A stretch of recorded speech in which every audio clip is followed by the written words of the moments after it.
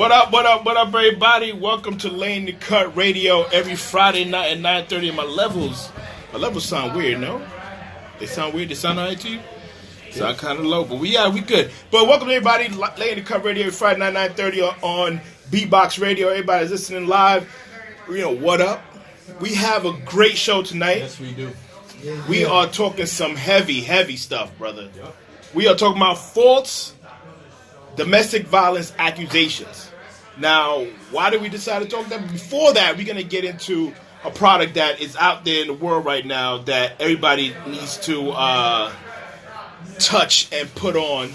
Mike, you tried it on just now for a minute. You know, it was Tokeyo Butter. What did you think about it, Mike? Yo, I ain't gonna hold you. This Tokeyo Butter type, it's type popping. This shit is good. It got you. It's good. It got you. All right. God is good. You know, they bless me with the opportunity or the ability to actually engineer such a phenomenal product. So Nice. it. So, Get it. Augustus. We have Augustus in from Tokeyo Butter. You know what I'm saying? What made you start this company, brother? Actually, it's a Talk to the mic, thing. please. It's a strange thing. Actually, I was selling body butter for my father, who has a holistic business, but we not giving him no credit. Damn. I'll keep it 100. Damn. It's like that. Yeah, so actually what happened was I had spent some money on some materials, and he kind of shafted me on showing me how to make it. So I was actually stuck with the materials with nothing to do with it. So I recall the time when a young lady had asked me when I was selling the body butter if we made lip balm or lip gloss. Right. Honestly, I wasn't honest with her. You know what I mean? But I saw it as a business opportunity, so I told her yes, we did. So at that moment, like reflecting back on that moment, I thought about it, and immediately, you know, with my knowledge of holistics, I immediately started researching different ingredients or however, and you know, got up the next day, put my plan into action. And lo and behold, like God has blessed me with the, you know, the ability to engineer such a phenomenal product. My only hiccup when I first did it was they sent me a beeswax that had like a more or less like an odor, faint odor. Okay. Or however, so I realized they sent me the wrong one. So you know, once I made that slight adjustment, got the organic. Odor's key. Yeah, absolutely, definitely. Because you know, don't get me wrong. Like a lot of customers, they really didn't care about it, but me, I smelled the hint of it, so I wasn't satisfied, regardless, because I really believe, you know, one apple spoils it for the bunch, and you know, I wanted to make sure everybody was unilaterally satisfied. Right. So by the grace of God, everybody who's really used this product, you know, I have no naysayers. Like, you know, my activity as far as people's interest with is balanced between men and women. Like 50-50 or 49-51, which, if you know anything about marketing, that's remarkable. You know what I mean? Because most of us men, a lot of times we don't care about certain things. But just know one thing, this is a $2 billion, it's about to be a $2 billion entity. Currently, it's a $660 million entity to $1.4 billion entity. By the year 2020, it'll be about a $2 billion entity.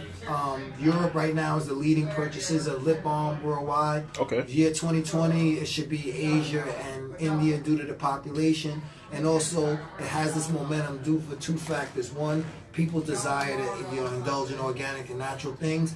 And, you know, for them gentlemen who is in the metrosexual era that's looking, we got to attribute to them. Honestly, Of course. To be honest, it's their interest in the upkeep of themselves have this industry booming. Now, think about it. Medicated lip balm accounts for like 49% of total lip balm sales. Do the research. Go check on the page. They repost the people tag me. I repost their experience. People's reported it's clear cold source in 2 to 4 days. Okay, for women who wear like lipstick, especially matte, and they fancy that, you know, you don't have to worry about suffering your lips drying and cracking because you wear under or over, and it definitely keeps your lips soft and supple. Even if you're wearing liquid lipstick, we wear under or over. If you wear regular conventional lipstick, the same thing. Also, if you put it on, say if your significant other is right there, give them a peck on the lips, little French kiss. It'll transfer to them like a separate application without diminishing yours. Yeah, that's remarkable. Think about it. Yeah. You could put on a lip balm, kiss your wife, with a French kiss or peck on the lips, and literally it transfers to her. Nice. With like a separate application without diminishing yours. But you both indulge and enjoy it. And you also have a lip repair balm right here. What is that about? Oh, absolutely. Like this is a lip balm, and the other one is a sugar lip scrub to exfoliate the dead skin of your lips. Okay. Because, you know, due to the elements, you know, being combative of it, you know, we have a little film or a little layer of like a slight layer of dead skin that should be exfoliated, you know, just to keep, you know, your lips healthy. However, and people say, oh, I don't need it. Yes, you do need it. everybody has it. You understand? So unless you actually address it and maintain it, it's gonna be there. Yeah. So So why the name Tokeyo Butter? well, actually, that's a long story. However, the situation is, we ain't gonna get into that. All right, bet. All right, so you here for another reason, Absolutely. for a major reason. Absolutely. Now we've been promoting this show for a minute. Even like 2 weeks ago, we want to talk about false domestic violence accusations. Now you're going through some things right now that we're not going to get too deep into that, but you want to talk about it because it's something that's happening to. What is it? 70% of people, 700,000 people are falsely charged each year. That's a lot. That's a big ass number. And it's causing the American people $6 million yearly just to file these false accusation charges, which is crazy. But what is your story, Tom? How did it all start? Actually, I'll be honest with you, not like contesting that, and I commend you for your research. Right. It's like like there. Actually, to be honest with you, it's a silent epidemic. And unfortunately, they can't put a finger on the actual number because it's something that has been literally like hidden. Right. So unfortunately, there's a petition right now currently in Congress for 37,000 signatures, which really is menial. It's far too less. But however, a lot it deals with men being innocent men being maliciously prosecuted and deliberately convicted. Allegations, charges and everything that they didn't even commit. Supports an allegation is false for fair political payload. Now think about it. For fair political payload, they're going to take an innocent man knowing the perils of how it's going to literally destroy his life financially, integral, and moral-wise just to advance their career. Right. Now mind you, this is a taxpayer who's paying, contributing to taxes that actually, actually contributes to these civil servants' salaries. So you're telling me that you're going to convict an innocent man just to move forward in your career, when you only should move forward in your career as far as the service that you rendered in your integral fashion, that you should honorably do it, not by throwing people under the bus. What I'm going to show people is a step-by-step misconduct of our judicial system, from judges being biased, the district attorney abusing their power, the public defender's office not doing their job, abandoning their clients, not really fighting for them, family court attorneys that literally supposed to represent your better interest, literally throwing you under the bus, getting up in front of justices and lying on their clients. Not only that, David Eskin, you should never ever sit there and literally notarize your client's email copy of their signature that you did not see them sign. Nor should you ever sit there and lie on your client in the court. Nor should you lie to your client talking about you filed motions that you know you didn't file. Talk to them, they can't hear you. No, a motion that you didn't file. So we're going to talk about that also. So, sorry, one thing that I read is that, when people falsely accuse somebody of something, a crime or something, they can get arrested for that. But they will not arrest an accuser that accuses somebody of domestic violence because of fear that other accusers won't come out and say something if something happens to them. So, my question to you is, how much? Because they also said that a lot of it has to do with majority of it is when people are going through divorce. Right. People like to accuse people of domestic violence. Right. Now, how much of that story is part of your story? Well, actually, to be honest with you, none of it is part of my story in regards to that, because basically mine surround a special circumstance, like an arrangement. But like I said, we won't get into that. However, because I want to focus on what the system does. Right. However, basically the bottom line is that I didn't put my hands on anybody. Right. All the evidence that I have has been buried from the beginning.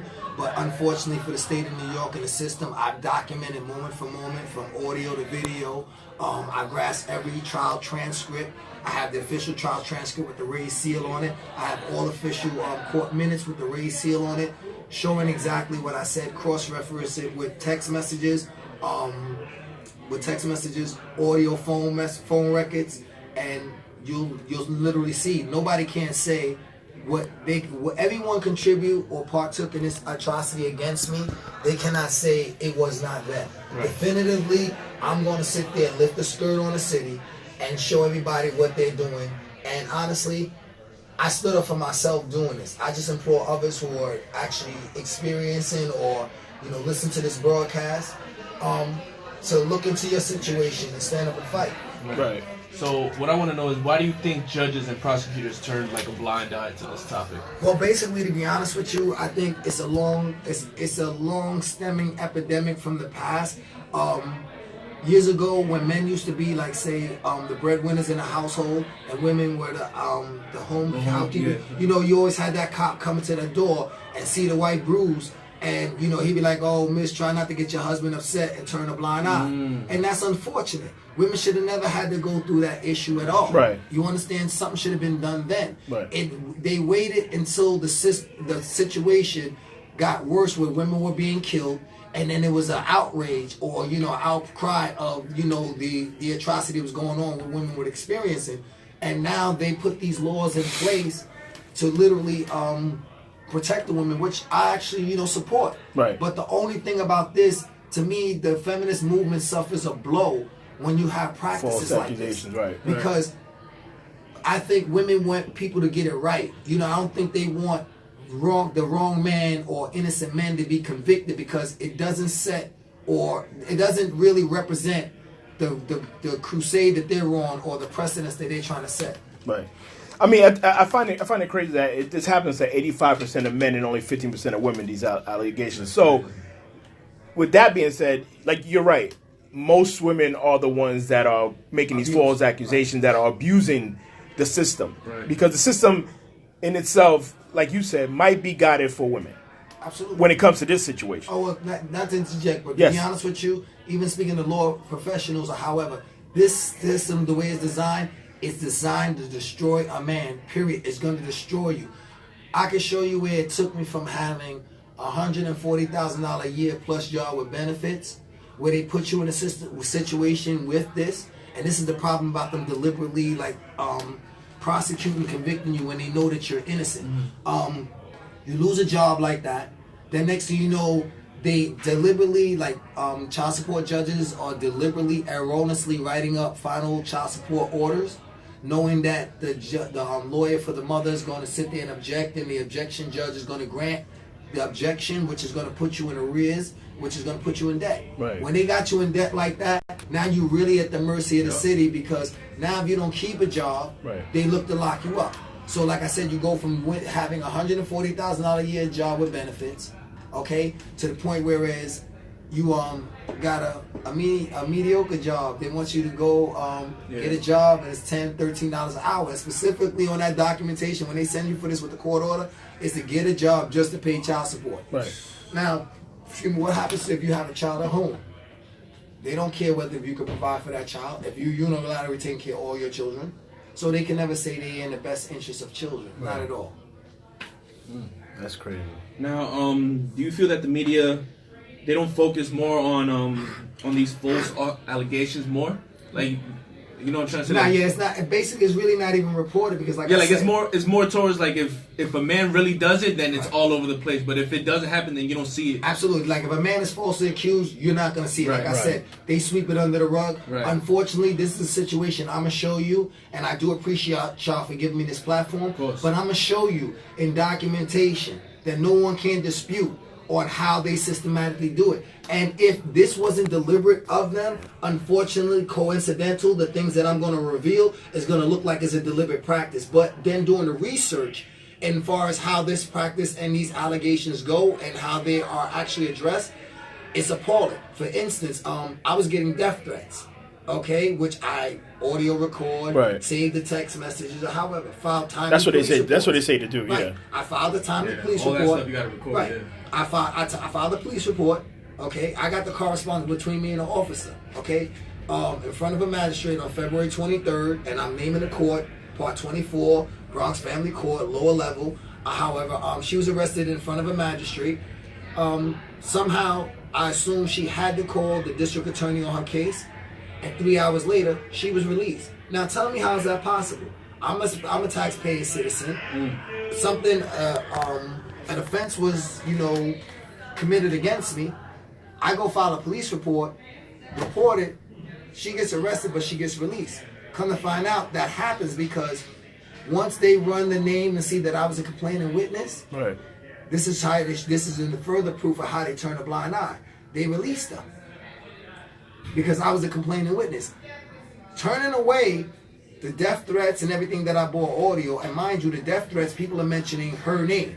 So she can't say that she don't know who these people are. Right. They only got my info. How could they get my information unless they got it from this person?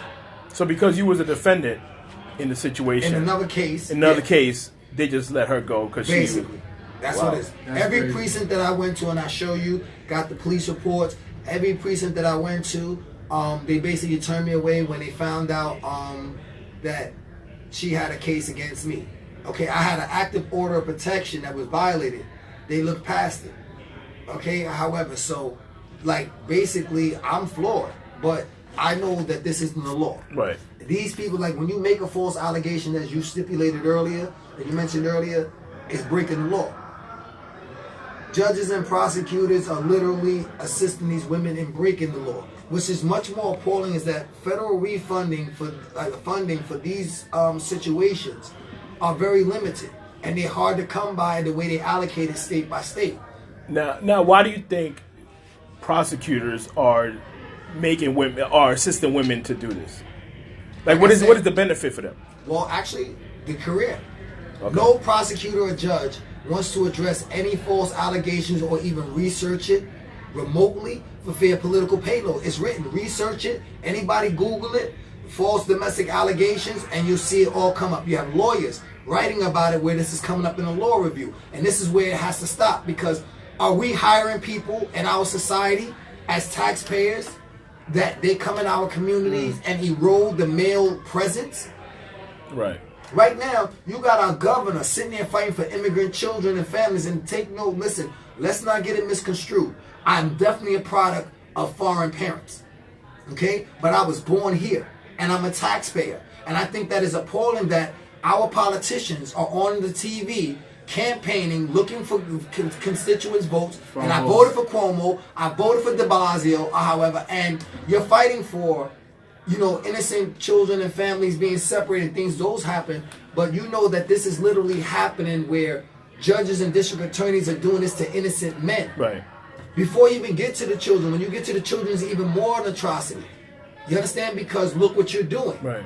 You're straining. You're displacing kids. Not only that, you're straining relationships. Right. Most men that go through this, you wear them out to the point that if they can pay the money, they pay the money, but they don't want no relationship with the kid because they don't have the energy, because look what it is. So is this what you're saying, that you want like fatherhood or fathers to be in our society? Is this what our civil servants are hired to do within our community, to silently erode this like presence? That's appalling. Now, I know we're talking about New York, but in all 32 states that are involved in this, well, at least 32 states don't necessarily need physical violence for them to accuse somebody of domestic violence. Do you believe that it's a more private prosecutor, or is this the state prosecutor that is willing to go, take this to court or prolong the situation in order to get more money Well, I look at it like this. or recognition? I think it's like this. I think it's calculated on the basis of how many convictions that they may have. Right. Because see, not only that you had the district attorney's office, doing this, they literally, and I'm a show, they literally solicit the help of the public defender's office. I'm gonna let you hear audio where I'm letting my public defender and his supervisor hear the audio during the court recess. And she's gonna tell me she don't hear it, but you hear me ask her a question, and she responds, and you hear me sarcastically respond after that. We speak the same language because you responded to what I said. Okay? Right. Me, that's further indicating that you had to hear what was on the audio, because that's clear. You understand? Right. That's clear what's on the audio. So how could you not? But like I said, it's a political issue. They try to do everything for me not to present that audio and all the evidence that I had to exonerate me. They told me my text messages that I had and that other people were receiving were not good. They wouldn't even use it. The audio, they try to tell me that it would be like they couldn't introduce it because it would be like another charge. I'm telling them, I'd rather take a contempt of court charge opposed to a domestic violence charge. You can't hold me in contempt of court for the audio because I have 40 other audios prior to that where I was entertaining calls of death threats and turning them over to authorities. So if a district attorney office didn't hold me on charge of that, of breaking an order of protection because people are giving me death threats, why would they do the same thing in something that clearly exonerates me, where a person's talking about the false charges on me, trying to extort me out of $40K, telling me if I pay the money or bought a check for it, it'll all go away and my life go back to normal. Wow. Women know how to manipulate the system. That's a fact. Do you understand? And then they banter men. I'm going to show you that not only that they banter men, the system covered for the wrong woman, because not only that she lied, I can prove that she lied, and what's going to make y'all look worse is that y'all assisted someone who manipulated the system, but simultaneously defrauded SNAP and food stamps for 9 to 10 years. Y'all should have known the difference when y'all started taking child support from me, that the money that was being received for the amount of people that were in the household was too much. But see, they quick to take the money, but on a just to put you in a situation that they want you to be in. Right. But on the contrary, they turn a blind eye to everything. They don't care. Like say in trial it went in your favor. Would you get that money back? Well, look at it like this. Everything that I lost, I'm looking to recoup. Okay. Because overall, I should not have expended. But even forget about what I really lost. What is meaningful to me, for not even time, I lost my family. Right. Okay? That's the only reason why for me even living. From my wife to my children, I lost the respect of my children. I lost everything behind this. Okay, it started with my father. We're going to speak about that later. But I lost everything. Everything that I felt that I had a purpose for in life or living, I lost. Actually, like, for what it's done to, like, my wife, in a large regard, is like, it's shameful. Like, I can't even express, like, you know, like, the hurt and the shame what has caused such, you know, a phenomenal woman. You know, no one deserves this. You know what I mean? The way this has literally embarrassed my family, and it all could have been avoided. You know, me going through financial struggle right now is the type of thing where I'm risking. I'm in risk of like losing a dwelling over my head because of what the city and the situation they put me in financially. So yeah, like I'm not even looking at the monetary issue, because like literally if I could just get my family back and just wipe this away, that'd be, you know, everything to me. But it's impossible. Like that couldn't happen. So like, you know, like, you know, I can't even begin to like really express like, you know, how I feel. Like I'm really, in that regard, I'm a broken man that's irreparable. You know what I mean? Because for people who trusted to counter on me most or whatever, like in a large regard, despite of the circumstances and not getting it, like I let them down. And that's something that I gotta live with, you know what I mean? Yeah. And like, you know, like it really, you know, that's something that really bothers me, you know what I mean? I don't even care about the tears, to be honest with you, because like my wife, my kids and everything, my family, they mean the most to me. You know what I'm saying? Like I raised sons, you know what I mean? Even my oldest son, I keep it 100, he looked at me kind of funny because, you know, I raised him different. My youngest son the same way, you know, like he's feeling a certain type of way, and I feel real shame because I raised my son to be respectful young men in this society. I can honestly say my son is 29. My oldest one, no criminal record. You know what I mean? Yeah. But well driven in life. You know what I mean? And like it's just rough for me right now. You know what I mean? So. We gotta take we gotta take a quick break. And I want to get into you touched on the situation with your pops. We're gonna keep going on this, but I just want to touch on that and you know, and see how it kind of broke down that kind of structure, right? So we'll be right back, y'all. So welcome back, ladies and gentlemen. Welcome back. We are back. So you touched on something, Mike, and I'm gonna get to your question because I know you want to ask questions before. You touched on something about the situation with you and your father. And how did that from this situation? How did that crumble? Well, actually, this is a situation. My father always had a problem with myself because there was an inheritance that my grandfather left. Okay. But basically, he really left it for myself. The clause for me achieving that or acquiring that, I had to finish college. My father disappeared when I was young, but you know, he just made sure the means was there, but he was absent to a large degree. Showed back up when I was about 13, and like I uncovered a scheme then. You know what I mean? He didn't come back for me. He actually came back because he had a girlfriend that he was seeing that was a writer at the time. And she had a son that was away in boarding school. In other words, they had a nice relationship, but she, sent the son away to the best schools or however.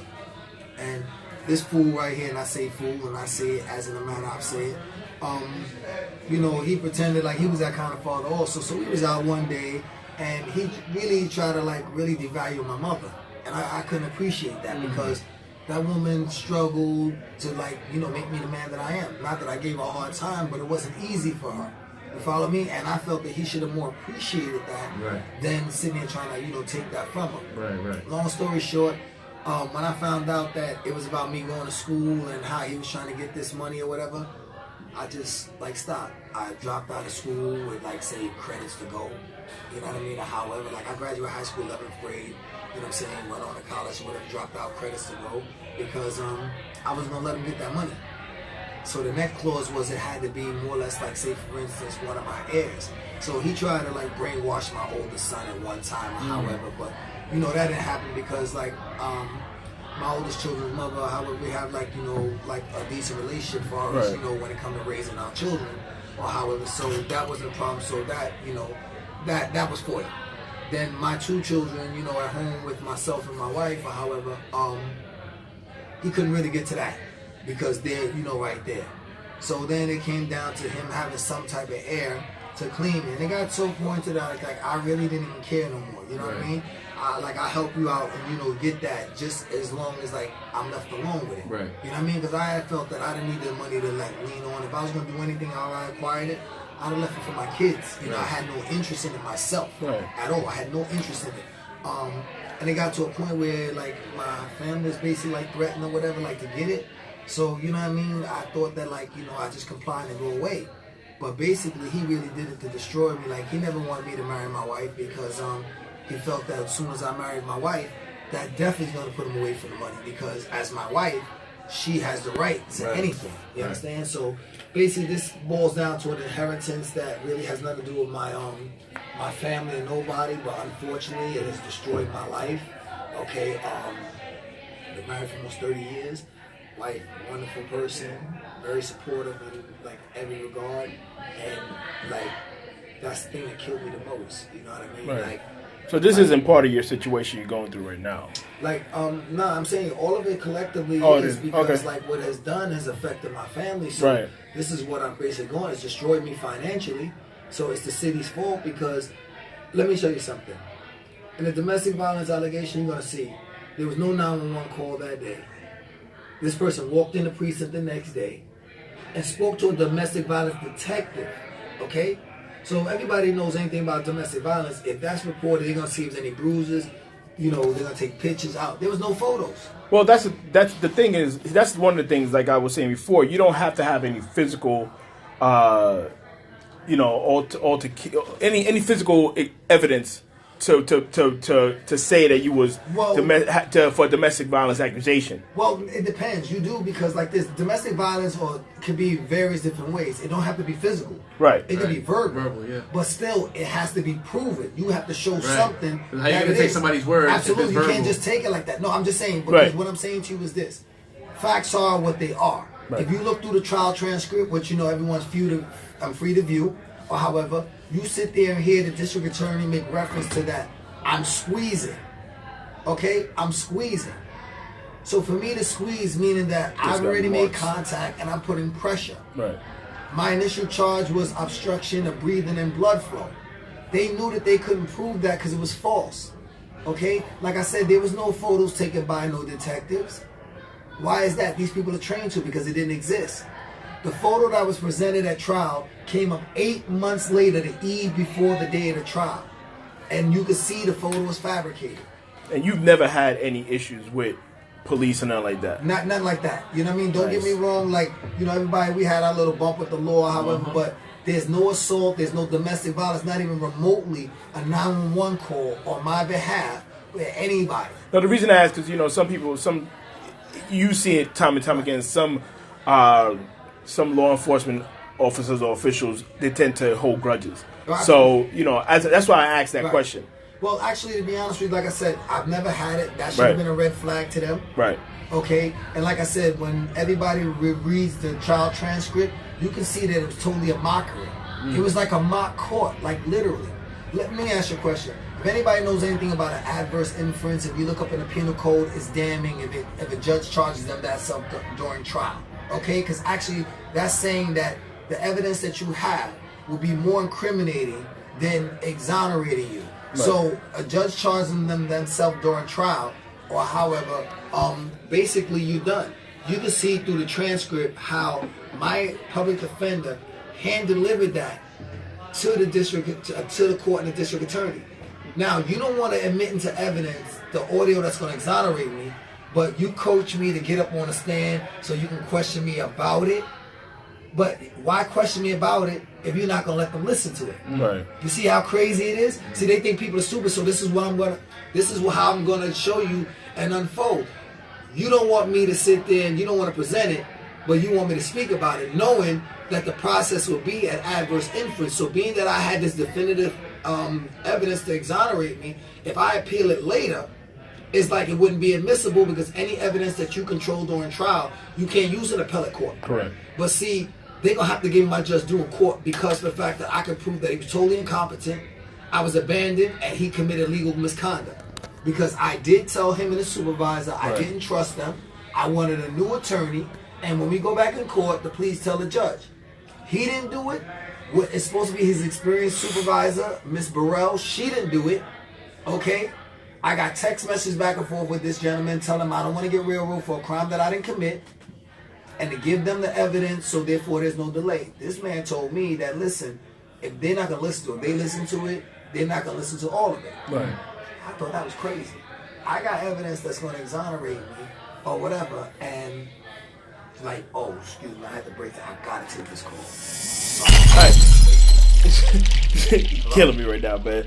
But Mike, we gotta take a quick break. Okay. Because your man had to take a phone call. I guess it was that important. But we're gonna listen to some music real quick, and then we'll be right back. Mike, you got a question when we come back, and let's get this popping. I had to drop something off, and I had to do something.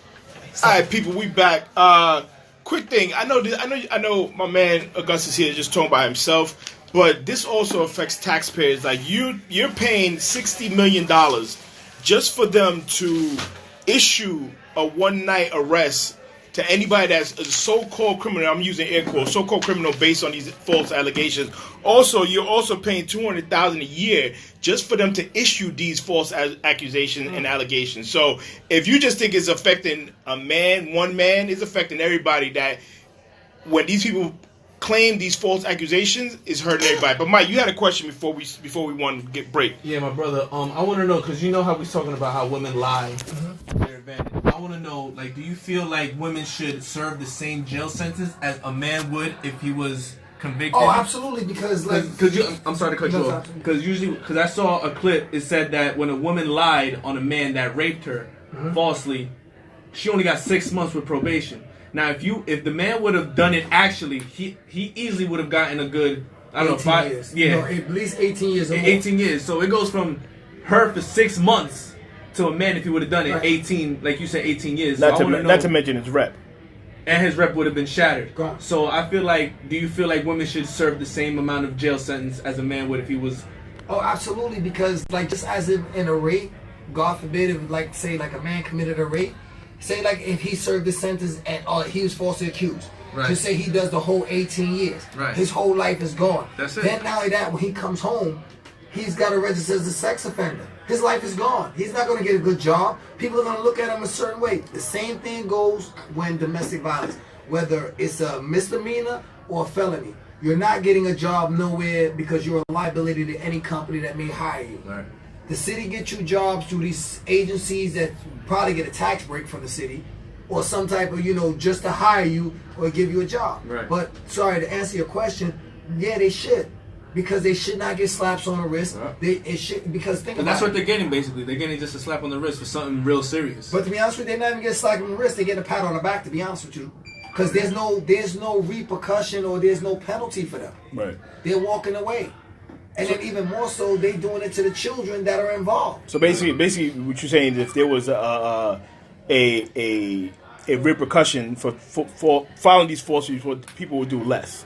Oh yeah, I think that if there was like stiff penalties in place, women wouldn't even do it. To be honest with you, I think that women should not be able to just run the child support because they mad and be able to get a child support order and the system railroad them. I think that the system should literally do the investigation, spend more money in thorough investigation, and investigate like when sometimes like, you know, you may have two parents that are doing it together and the mother all of a sudden get mad at the father and want to go to child support just because she's mad, just to wreck them. Right. That's immature. Right. They're not thinking about the children. I think the city or the state should investigate, and if the father is doing something suffice, they should let the families hash that out and see how far what the woman is going to say then. Women are running and using the system and wasting taxpayers' money. To their advantage, right? The city should stay out of it and say, listen, if he's doing this and he can prove this, let it be, continue. Right.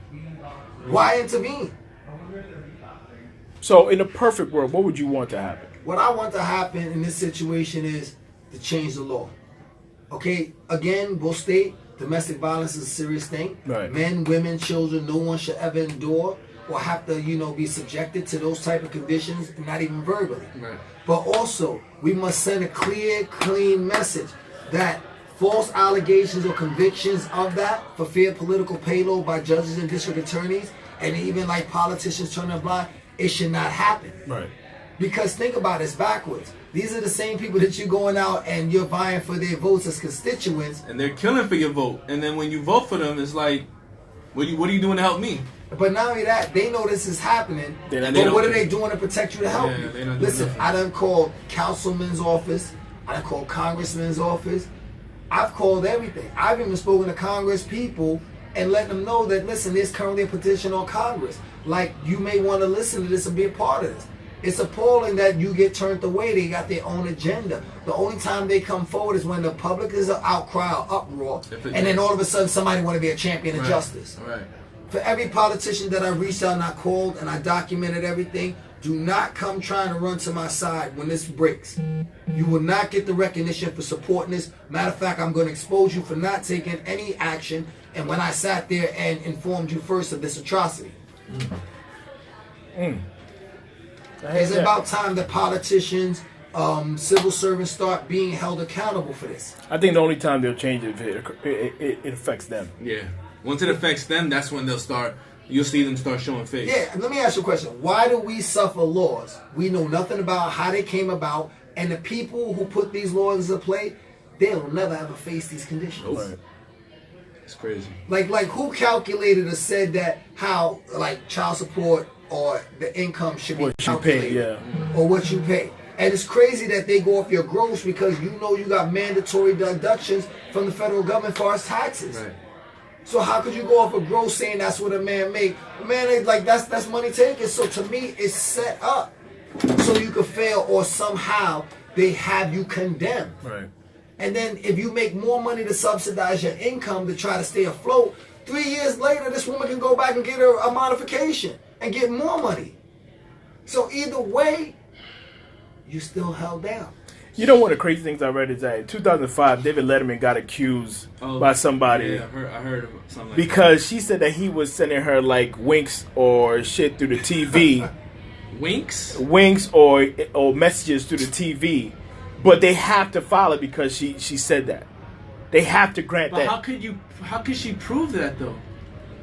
That's the problem with the law. Like, I don't understand that. Is it a loophole or is it a gray area? No, honestly, to be honest with you, bottom line, it's the way the law is constructed. They turn a blind. Listen, to what I'm telling you, brother. When it comes to us men, they turn a blind eye. They turn a complete blind eye. And honestly, they try to turn a blind eye to this, but while they was turning a blind eye being like careless, I was documenting. Right. So I'm going to keep on speaking, being vocal about it on any and every platform that I can, and up until it draws me on the city hall steps or the state capitol, I will literally be there. Listen, I've done everything to be a productive citizen. Right. I've done everything to sit there and try to basically like raise my kids or, you know, my family and try to do the right thing. Okay? I refuse to allow a city that I'm a taxpayer literally take my life away from me and condemn me. Right. And then simultaneously watch them frivel away and dwindle away taxpayers' dollars trying to fight foreign affairs that has nothing to do with them. Talking about people should have a right to, like, say, a solid or sound environment. What about the citizens of this city or this state here? Right. We don't deserve that? You know, Jay Ponte III, he brought on my live that everything starts with the grassroots. So this might be something that could take off because Absolutely. I personally never had heard about the false allegation until you talked to me about it. Wow. And that's the crazy part about it because you know when you read it, it just sounds wild. But I never personally had heard about it because the way they cover it up. They cover it up. Right. So like normal citizens that may be abreast of the news or hear or read, you ain't gonna read it because they cover it up. I actually have one of my followers, I am Cat Rosa _ She said, absolutely agree. However, why is it that some men who aren't even on child support can't just support their kids? Well, actually, to be honest with you, I can't answer that question, and that's appalling. Right. What's going to make the city look bad is that all of my children, I done put through school and I've been there.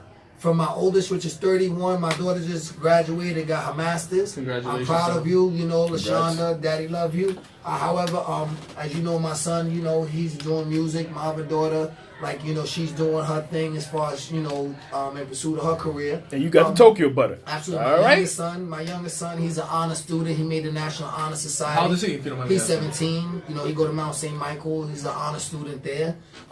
He had a 98.8 average, But all his life, he's been an average of 96 average since pre-K. So basically, these are the type of environment or how I raised my children. Also, I could not have done it without their mothers because they are a large part of getting that accomplished. You know what I mean? And parenting, it takes two or however. And basically, it's really appalling because men should take care of their children. And this was going to make the city look bad because every parent teacher night for any one of my children, I've always been there. Anything for school, I'm there. You understand? Any crisis in their life, I'm there. That's as parents what we do. We're not supposed to look for, recognition, a stripe on our shoulder or pat on our back. Nah, if you're going to make a sacrifice for anybody in life, it got to be for the ones that you're responsible for. So if it's your children, your wife, or however, men make that sacrifice. Most def. Now, what advice would you give a young man if he was going through this ordeal? Wow, the only thing I would give anybody in this regard, listen, if you're going through it, do not give up. Fight for what you believe in. Don't let nobody tell you to like you said, they'll usually take a plea deal. Right. I've ran into a lot of people that been through this, and basically they've taken plea deals because, like I said, this system is designed to destroy a man. They'll keep delaying things, and then it becomes a problem with your job. Right. Taking too many days off, your boss gonna be like, listen, you take more, I'm gonna have to let you go. You can't lose the job. Right. Because if you lose the job, then you got the child support, you're in trouble. Right. So this is the situation they put you in, and what's appalling is that they deliberately do it. Right. How does someone get arrested and then get released? And they committed a crime. Right.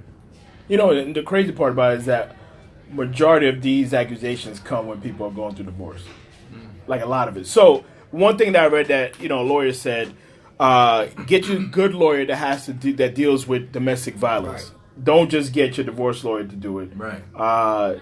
Take all the information, like you said, all the communication that you have with that person, and the one main thing, don't get loud with that person or go after that person because they could use that.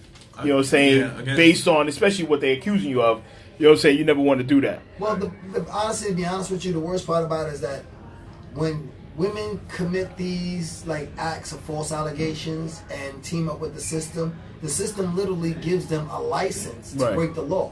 Understand one thing. This isn't an isolated incident far as not only me getting threats or harassed. Everyone around me, remotely connected to me or my children, have been reached out through social media, whether my business page or Facebook or however. Everybody's got a phone call or a text, which I can show in regards to where this woman harassed and, disturb these people. Every time I've called the police, it's nothing that we could do, and that's appalling because if you look at the information that's being written in these text messages and how detailed, not only that, you can see the emotion behind it. Only person can have a personal attachment or with that type of emphasis is the individual involved, besides the information. Right. You can't sit there and then certain things we're stickler for, like, meaning like it's in our DNA. Certain things that we say, we always mention. So we be like, oh yeah, that sounds like, you know, the Black Colombian, or, you know what I'm saying? So there's things that I can highlight that she's a stickler for saying, where you can identify that's her. And they still try to turn a blind eye. How do you turn a blind eye to audio when you hear your alleged complaining witness talking about false charges? That's wild, man. Mike, you got any questions? Nah, man. I mean, the last one I have to, like, you probably touched on this already, but I'll repeat it. I'll say it again. How does this affect the children? Oh, wow. Let me explain one thing to you. Like, this affects my children greatly, because even for, like, my children are older, or however, a lot of things that, like, I raised them and spoke about, this is basically on the contrary. So this is a serious moral issue for me, more so than anything. So you couldn't even, like, that's why when we spoke earlier about losing, or in that, I couldn't even equate like anything monetary to that, because to me, if a man is going to live with a purpose, you know what I mean, it would have to be his family and how he provides. So like me, like, that'll be forever a dent in my armor.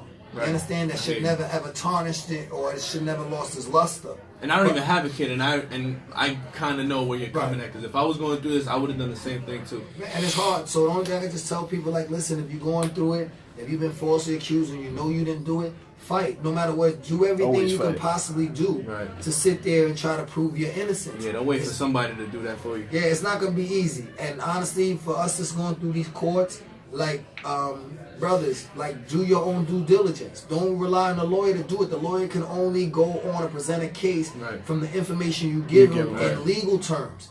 He don't know what happened. And honestly, women, I can understand sometimes men do not, or more times than others, that men do not do what they're supposed to do in regards to those children. You're not doing your children any justice by doing that to their fathers. If that man doesn't want to do what he's supposed to do, unfortunately, it shouldn't be on you. Do the best that you can, and teach your children morally how to be like moral, or teach that moral, instill that moral value in your children, where therefore that'll go a long way, because anything you do to that man is going to affect the child one way or another. Even if their relationship, let that man find out later from his interaction with his children what he didn't do. That will be the greatest, like, how can I say, gift.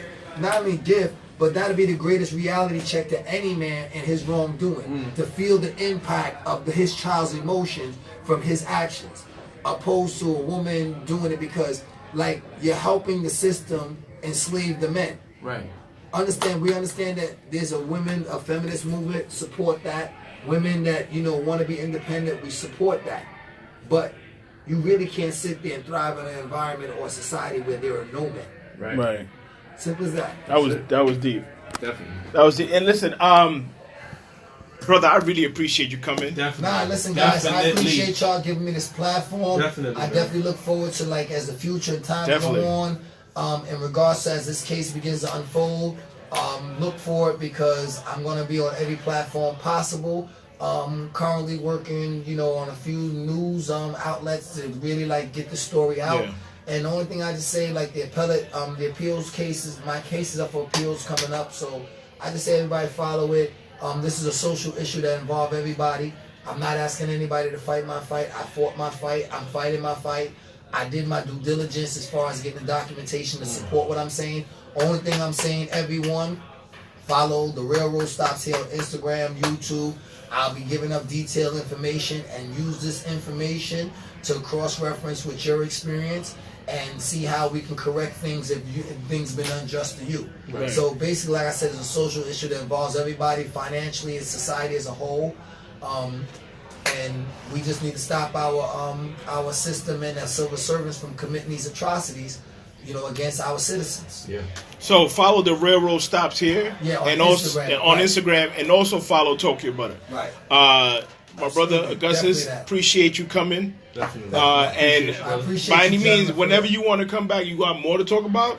Now, we always gonna have something to talk about, and I'm letting y'all know right now, any outlets or platforms, these gentlemen is always going to get the story first. They're the first ones to sit there and give me the opportunity to put it on a platform.